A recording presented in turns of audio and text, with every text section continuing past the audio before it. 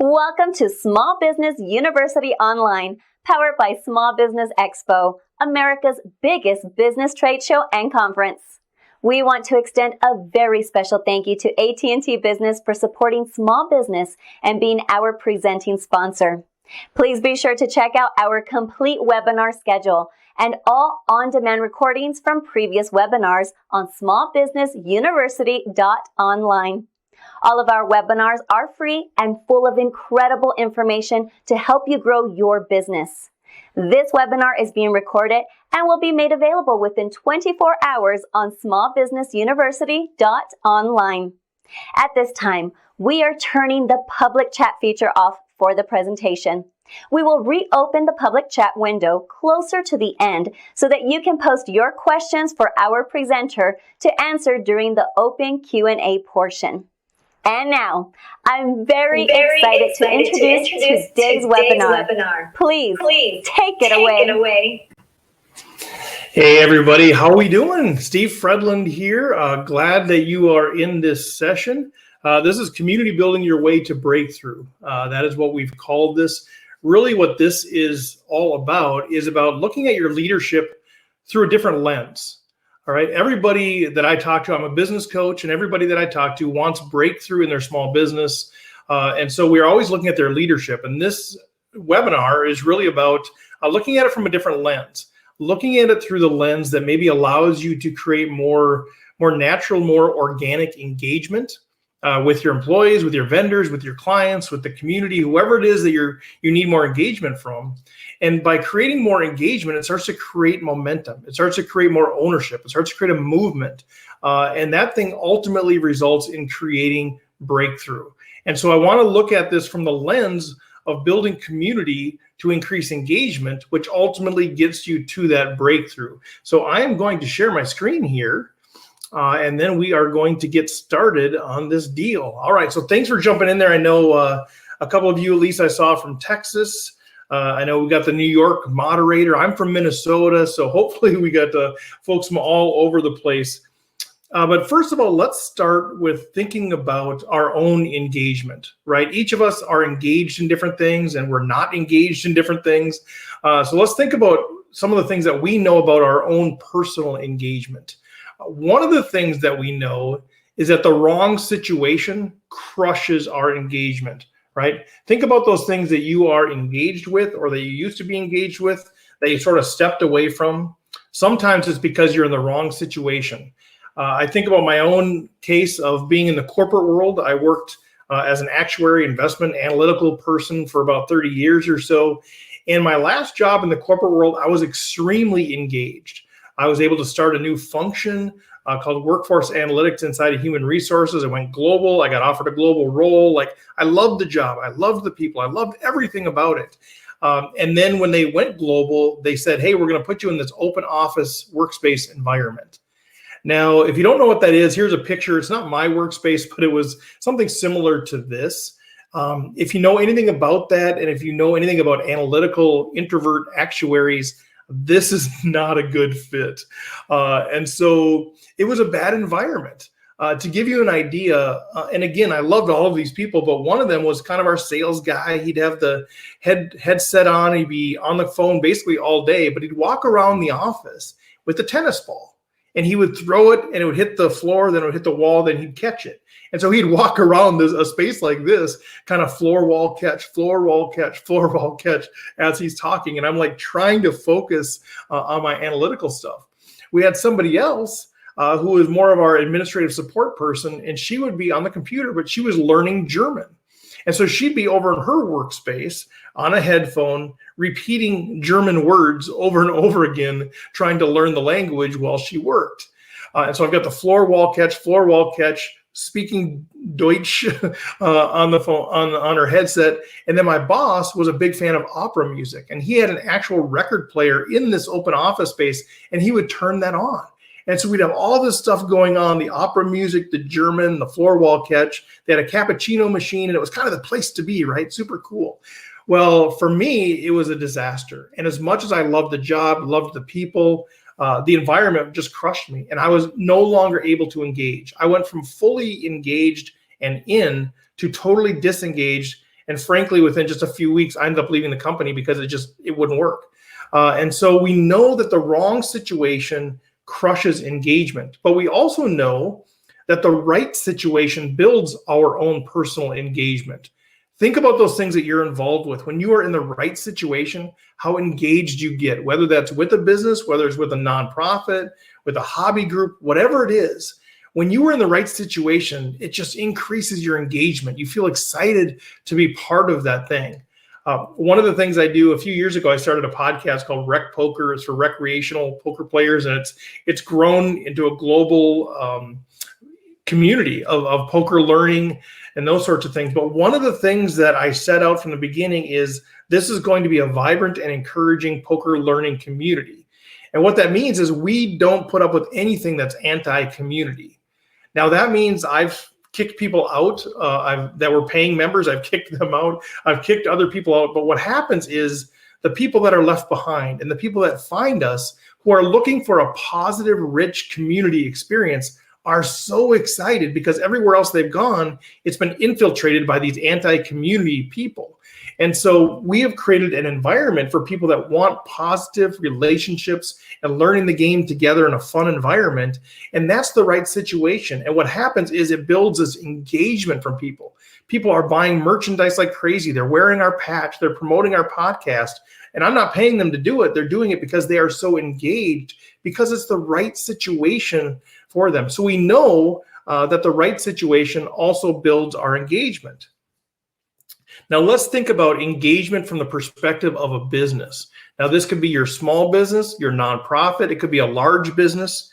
We know that increased engagement is sort of the holy grail of business. And I've been in the corporate world for 30 years. I know everybody's pursuing employee engagement or engagement with clients because all of the research shows the impact of increased engagement. Gallup says that there's higher productivity, 17% higher when you have an engaged workforce. They also showed a 41% decrease in absenteeism and a 21% increase in profitability. Entrepreneur.com did their own research, 20% increase in sales, 10% increase in customer ratings. It matters, but here's the problem. 70%, 70% of the US workers are considered disengaged. That's an astonishing feature, but when I look back at my own experience, it's consistent. I would say 2 out of 3 people are just sort of punching the clock and doing the minimum, even in these great work environments, in these great companies. Most people are disengaged. And so what happens is businesses, and this applies to your own small business, you're desperate for higher levels of engagement. We're seeking the holy grail. We're wondering, how can we get our employees more engaged? How can we get our community more engaged? How can we get more followers? How can we get people excited about what we're doing? Everybody is in pursuit of engagement because we know engagement creates ownership, creates movement, creates breakthrough. So how do we get more engagement? So that we're in pursuit of this thing. But here's the problem. Engagement is not a natural outcome of business. When we think about running a business, whether it's our own entrepreneurial business, all the way through a Fortune 500 companies, engagement is sort of an add-on program, right? It's not at the heart of who we are when we think about business. We're thinking about our business strategy, and we're talking about driving sales and developing products and improving operations, managing finance. All of these sorts of things are the key drivers of business, and engagement becomes an add-on. We wake up one day and we say, man, our employees aren't engaged. Our vendors aren't engaged. Our clients aren't engaged. And so we start spending money trying to figure out how to engage employees. We start paying money to train managers and to introduce programs and build marketing programs and develop employee engagement surveys and analytics. And we hire consultants and we hire staff to do employee engagement, right? To do employee engagement. I looked the other day, there's over 84,000 jobs on Indeed related to employee engagement. Okay? It's this big thing that we're going after, but because of the way most businesses operate, right? The way that most leaders lead, the way that most things are considered in the boardrooms and the decision rooms, that engagement is an add-on. But another thing that we know and that we have learned is when you are building authentic community, right? If it's not like a business, if it's more of a nonprofit, if it's more of a movement where the focus starts with the people, engagement by the people is a natural outcome of those authentic communities. It's not an add-on because it can't be an add-on.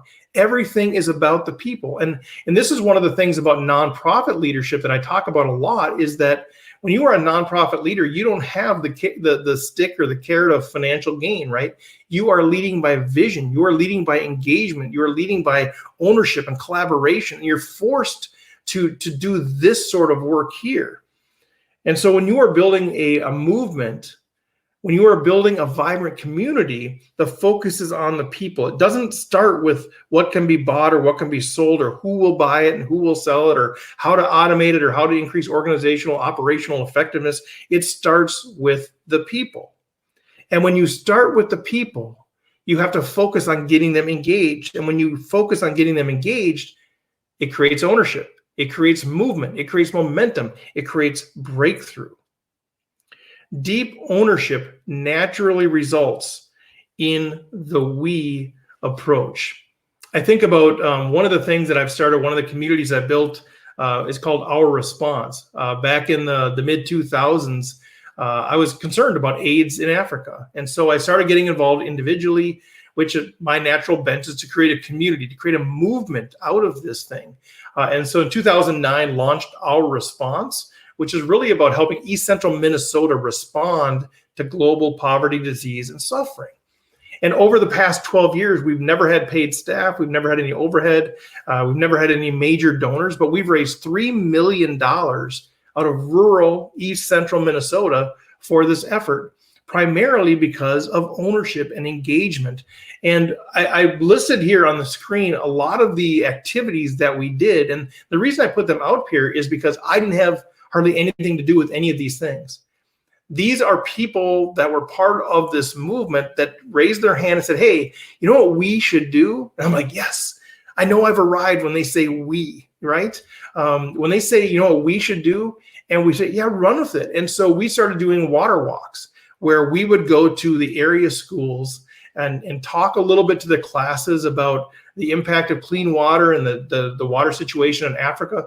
And then we would take these kids on 2-mile walks with jugs of water and kind of help them understand what it's like. But it wasn't my idea. Somebody else had that idea. Somebody else said, you know what we should do? We should sew dresses for the people in Rwanda. So we were working in northern Rwanda, an area called Kivuruga. You know what we could do? We could get all of these people to sew dresses. You could bring them over and give them to the people there. And we did it. And it was beautiful. And we did a number of different concerts. We did, people would make quilts and we raffle them off. People would have spaghetti feeds. We put together all of these medical kits that we provided to the people of northern Rwanda.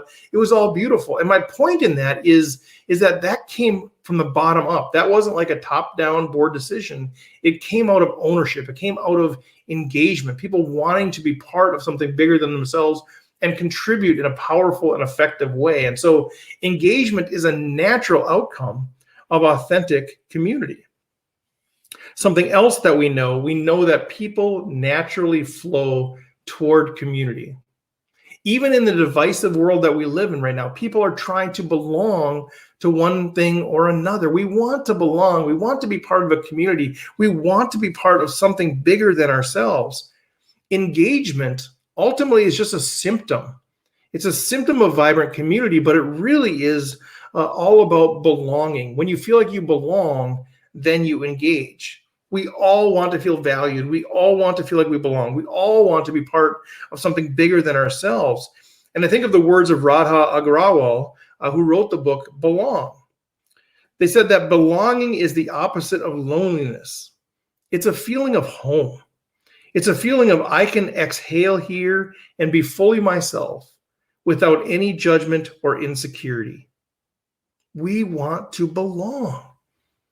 Forbes magazine wrote that belonging is even a fundamental part of being human, that it's actually hardwired into our brains. And I found this completely fascinating. An MIT study found that we crave interpersonal interactions in the same area of our brains where we crave food. And another study showed that we experience social exclusion in the same part of our brain where we experience physical pain.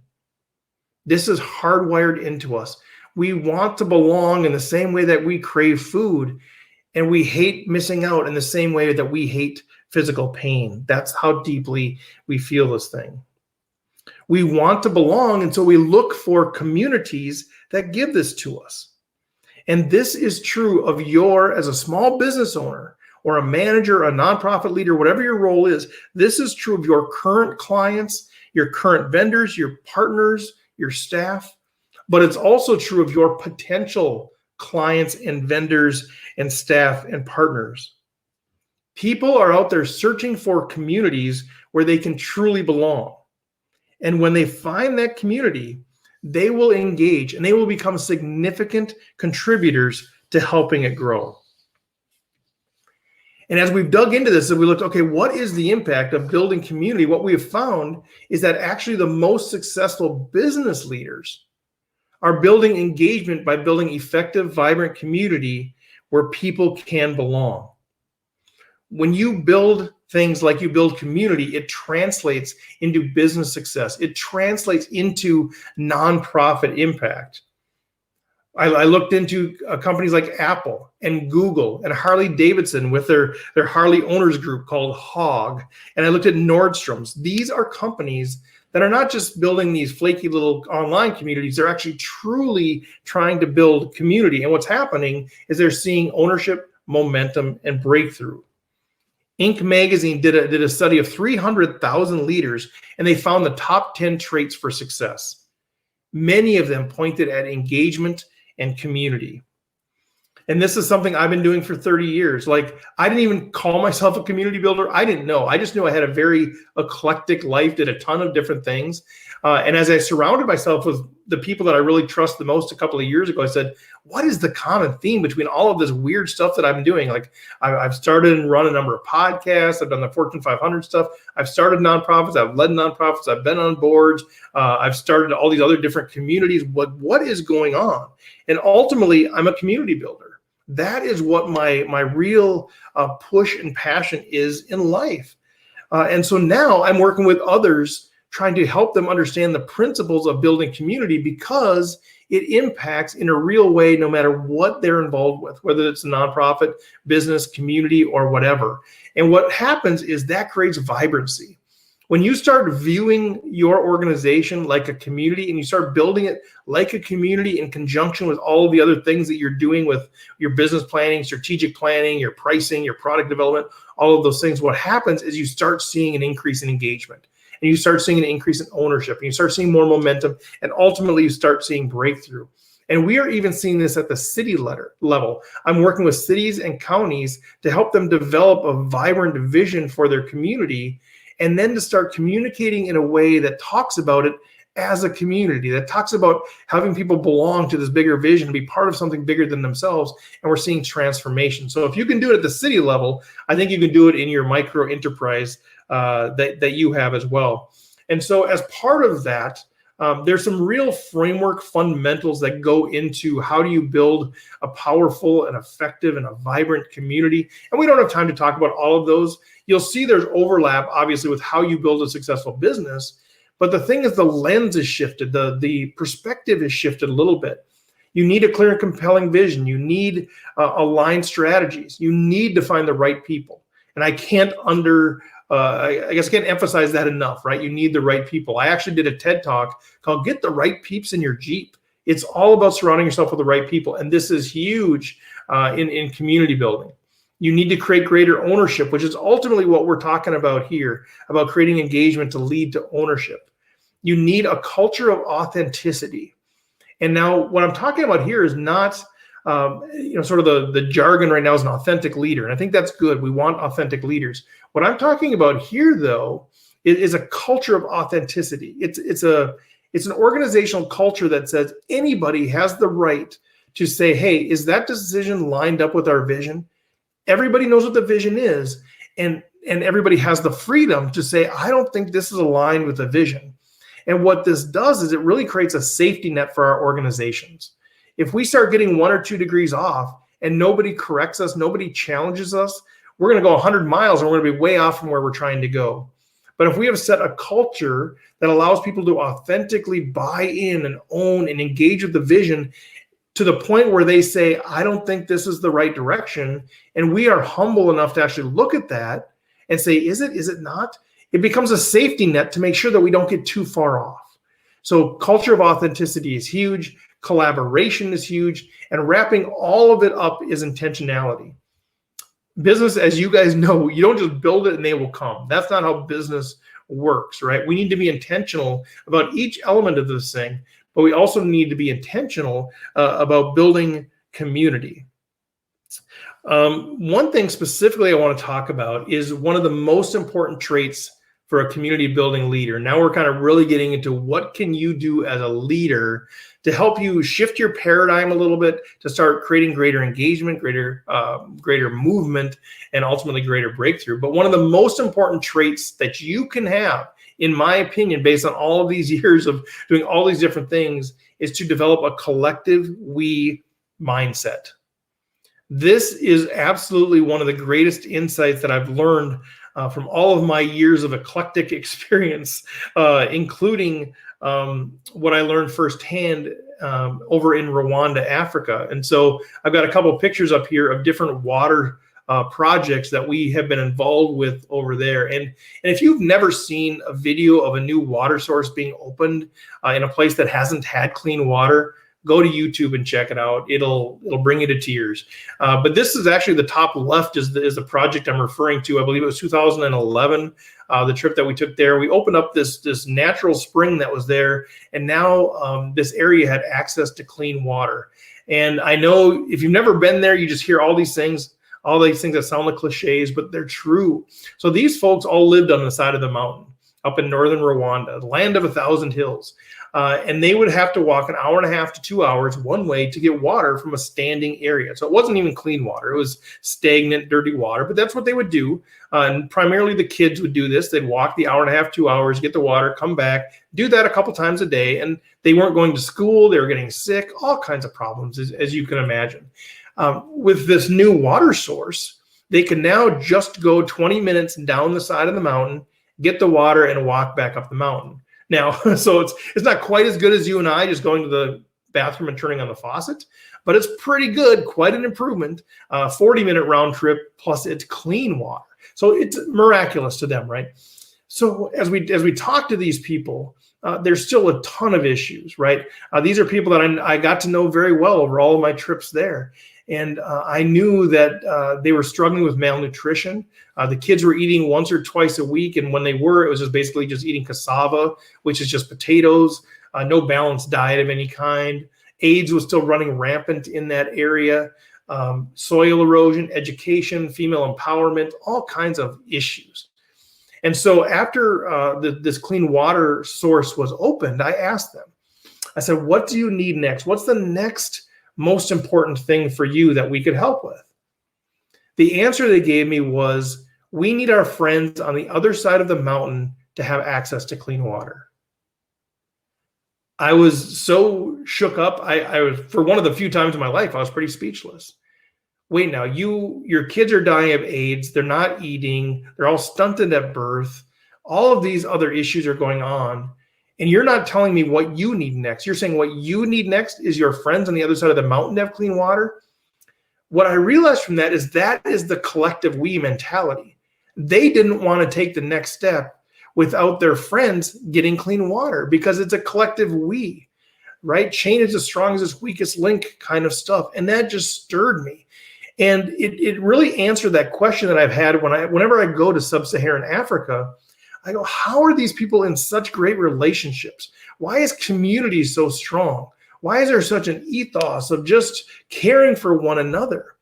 And I think at the heart of it is it's this collective we mentality. They honestly care for each other as if it's an extension of their own selves.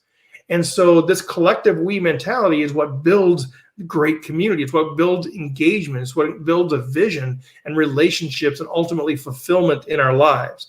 And so one of the things that we can do, I strongly believe that we need more of, is to create this collective we mentality inside of us. And now for some of us, admittedly, that's going to be more easy than it is for others, right? Some of us might struggle with this. So whether it's natural for us or not, I want to give everybody here something tactical that you can do today to take out of this thing to actually move you in the direction of creating greater engagement, creating greater ownership, greater movement, and ultimately breakthrough. Professor Deborah Tannen said that we are always in the process of judging others in terms of their abilities and their intentions toward us. And we base those judgments in large part on the way people talk. In other words, I'm always have my radar up for wondering, what do people think of me? How do people value me? And the way that I judge that primarily is how they're talking about me, right? That's one of the things that we do. People are listening to see how they belong in the context of your business. How are you speaking about your employees? How are you speaking about your vendors, your clients, your community partners? They are watching, whether intentionally or not. They are learning about how they fit into your organization, how they fit into your community by what you say about them. Research shows that leaders' success arises from their capacity to speak and to be perceived to speak on behalf of groups whose members they are seeking to influence and mobilize. In other words, how we talk about the people that we want to create momentum with is going to be a huge indicator of the success we have at mobilizing, at building momentum. Politicians using the collective we and us as they spoke to potential followers is statistically significant in predicting the victory of elections. This was tremendous research. And it's interesting because I actually started doing this. Like, I was wondering about this whole we versus I thing. So when I started looking at leaders that I really thought were good collective we type of leaders, and I looked at other leaders that I felt like were more selfish, and I started doing word clouds on their speeches to see if this was true. And I found it to be true. And then I found this research that shows that the use of we or us versus I or me is an indicator, or at least is highly correlated with the success of presidential elections. It blew my mind. And also Harvard did this study. They did they looked at the research from 5 different studies, and they looked at language in different contexts, and they found the results very, very consistent. And they were basically that individuals with a lower status overwhelmingly tended to use first-person singular pronouns like I, compared to individuals that had a higher status. And likewise, the higher status individuals use significantly more first-person plural, we, relative to those with lower status. So the implication, I think, is pretty obvious. Now, is this correlation? Is it causation? You have to kind of decide that thing. But either way, there is a high correlation between people that seem to rise in society, that have more success in their business, that are more successful nonprofit leaders, that have better careers, that have greater friends, have more influence. Those people are using the word we more than the others who are using the word I. So which is it? If you go back to the quote from Professor Deborah Tannen, if we're using the word we all the time, people are recognizing that they are probably part of that we, that they belong. And when they belong, they're going to engage. And when they engage, they're going to have more ownership. And that ownership is going to create a movement, which is going to create breakthrough in your organization. If I'm always referring to the I, right, then it cuts you off. You're not part of I. You can't be part of I. And so maybe you're excited. Maybe you have a job. Maybe you'll do some things, but you are not going to own at a level that somebody who feels like they're part of, that they belong to. And so my point is, start using the word we instead of I. Check yourself. Have your leadership team pay $1 every time they use I when they could have used we, whatever it is. And you're going to see that it's going to start to change your mentality. Now, you might have to humble yourself a little bit because, as a leader, it's all about me, right? We're supposed to impose our will and show our influence and all of these sorts of things. That's fine. Lead how you want to lead. I've seen I leaders have good levels of success. Now, they don't have the engagement, they don't have the love, they don't have the relationships. But if that's how you want to lead, fine. But what I want to do today is really just challenge you to start looking at your leadership through the lens of the collective we, through the lens of community. Start using the word we and start seeing what happens with the folks that are around you. So we're almost at the half hour. Well, we are at the half hour that I've been allotted, so not bad timing. We got some time left for Q&A. I've not been checking the chat, so we'll check that once we're done. But just to summarize, here's the key takeaways that I have for you today that I'd love to have you respond to, engage with, give me some feedback on that. But number one is that the collective we is greater than the individual I. And if you can look at your leadership and sort of assess how are you doing in that spot. If you were to ask the people around you, are you more of a collective we person or an individual I person? What would they say? And I want to challenge you, no matter where you are in that spectrum, to take it to the next level of collective we. Start thinking about your leadership. Start thinking about your organization as a we sort of thing. That doesn't mean you need to give everybody a share of the profits, right? It just means you need to create an atmosphere where people feel like they belong. And because that is then going to create that engagement, the ownership, and the breakthrough. So the second thing is related. Start looking through the lens of community. When you are making decisions about your products, about your marketing efforts, about your customer service, about your operations, whatever it is, at least start looking at it through the lens of community. One of the things I learned in my MBA program that I thought was super helpful was to look at a problem through all the different lenses. Because I'm an actuary, my natural bent is to look at it from a financial perspective. So you have a problem, you look at it from a financial perspective, but you also need to, as a good leader, look at that through a marketing perspective, from a legal perspective, from an HR perspective, from an operations perspective, from a client and sales perspective. We need to look at our problems through different lenses. And so what I want to do is have you look through the lens of community at your leadership, your organization, your staff, your decisions, all of that kind of stuff.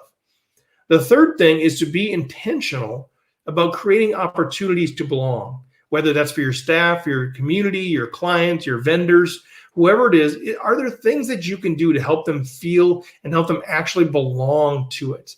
And that's going to be very, very different for all organizations.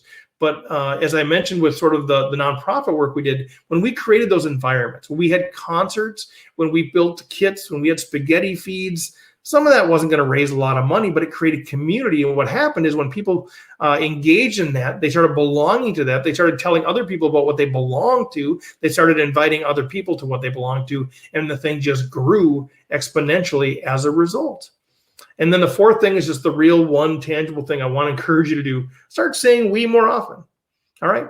Catch yourself. Start saying we, and I do this to a fault, maybe. I know I was talking to somebody at one time and I said, what we're going to do is do this. And they're like, who's the we? And I'm like, oh, I guess it's just me. But I've learned to kind of do that because it's so powerful. It's so effective. I mean, I really mean it. You want to be, you don't want to be disingenuous. You want to be authentic with it, but it becomes part of you. You just start thinking about things in the collective we. And I tell you what, people want to belong. They want to sign up for you. And if you can make them feel like they're part of something bigger, they're going to keep buying widgets from you. So that is the end of my let's see, that's the end. Yeah. There's some information about how you can get a hold of me. Steve@stevefredlund.com is one way, but vibrantcommunityconsulting.com, smallbusiness.com, rec.poker. If you're into poker, those are some of the things that I'm involved with. So I'm going to stop sharing there. And then I think we'll kick it back and see if there's any questions from anybody. Let's see. I don't see any questions. So maybe there's no questions. Stephen B's got my contact info out there as well. But yeah, any questions or any comments from anybody about this stuff?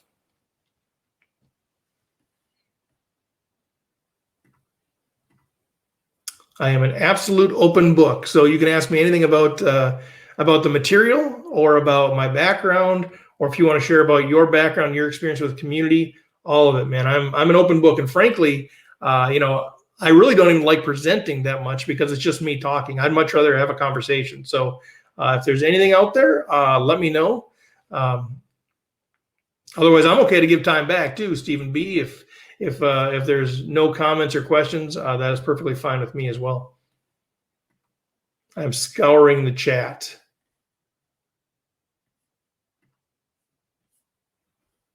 There is a quiet crowd today. That's true. I see there's a few folks out there, a number of people. out there. That's perfectly fine. So, Stephen, I will leave it up to you. Thank you, Shirley. I appreciate that. Interesting.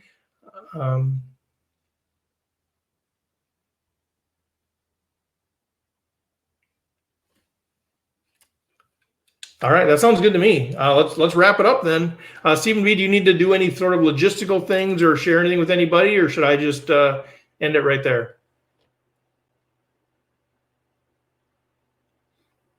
Thank you so much for that informative presentation. We really enjoyed it. As a reminder, this webinar was recorded and will be available on demand within 24 hours on smallbusinessuniversity.online. Again, I want to extend a very special thank you to our sponsor, AT&T Business. Please remember to frequently check out our webinar schedule on smallbusinessuniversity.online for other great weekly business building webinars. Thank you all for joining us and have a great rest of your day.